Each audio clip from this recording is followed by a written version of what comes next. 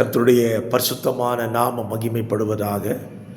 ஆசீர்வாதமான ஒரு நல்ல காலவேளையிலேயும் அனுதின மன்னா என்கிற வேத தியானத்தை பாளையங்கோட்டை இந்திய தேவ சபையிலிருந்து வழங்குவதில் மிகுந்த சந்தோஷப்படுகிறேன்.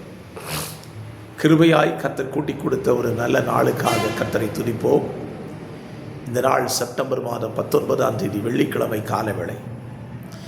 இந்த காலவேளையிலேயும் இந்த நாளுக்கான தியான அதிகாரம் 1 சாமுவேல் 9ஆம் அதிகாரம். இந்த 9ஆம் அதிகாரம் இஸ்ரவேல் புத்திரருடைய வாழ்க்கையிலே ஏற்படுகிற முக்கியமான ஒரு சம்பவத்தை இந்த அதிகாரம் நமக்கு காண்பிக்கிறது. எதை காண்பிக்கிறது? இதுவரைக்கும் இஸ்ரவேல் ஜனங்களை நடத்தி வந்தது கர்த்தர் ஏற்படுத்தின தலைவர்கள். மோசே, யோசுவா நியாயாதிபதிகளாய் இஸ்ரவேல் ஜனங்களை நடத்தி கொண்டு வருகிறார்கள். வேத புத்தகத்தில் 1 சாமுவேல் 9ஆம் அதிகாரம் இஸ்ரவேல் புத்திரனுடைய வாழ்க்கையின் பகுதிகளை திருப்பி போடுகிற ஒரு அதிகாரம்.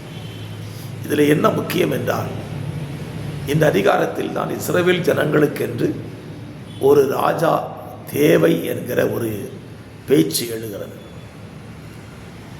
நம்ம எல்லாரும் இந்த அதிகாரத்தை அறிந்திருப்போம். சாமுவேல் இந்த வார்த்தையை கேட்ட பொழுது மிகுந்த துக்கமடைந்தான். எல்லாரை போல தங்களுக்கும் ஒரு ராஜா வேண்டும் என்று இஸ்ரவேல் ஜனங்கள் கேட்டார்கள். இதை நாம் அறிந்திருக்கிறோம்.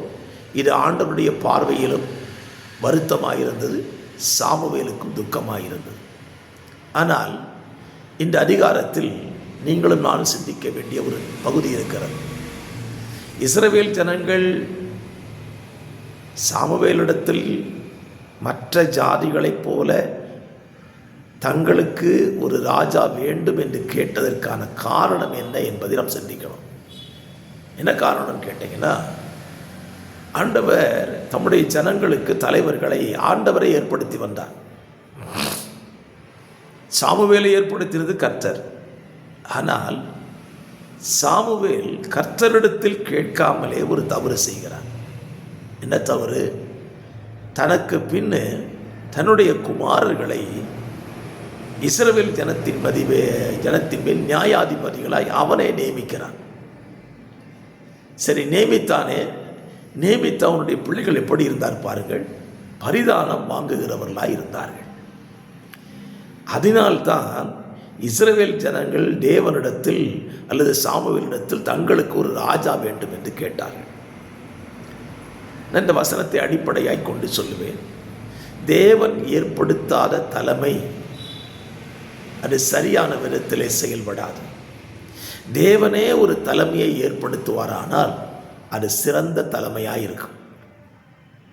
அது ஒரு சபையினுடைய தலைமையாக இருக்கலாம், ஒரு ஸ்தாபனத்தின் தலைமையாக இருக்கலாம், ஒரு வேலை ஸ்தலத்தின் தலைமையாக இருக்கலாம். கர்த்தர் ஏற்படுத்த வேண்டும். சாமுவேல் கர்த்தர்கிட்ட கேட்டிருந்தா தனக்கு அடுத்தது யார் தலைவனாக வாழணும்? மோசே கேட்டான் அல்லவா? அதே போல சாமுவேல் கேட்டிருக்க வேண்டும். சாமுவேல் கேட்க தவறிட்டான். அவனாகவே அவன் பிள்ளைகளை நியாயாதிபதிகளாய் வைத்தான். அவர்கள் பரிதானம் வாங்கி போனார்கள்.